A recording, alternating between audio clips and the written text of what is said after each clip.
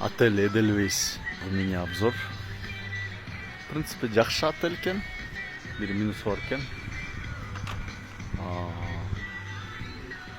Суунун баарында бүт таш экен. Полный. Тайыз экен да.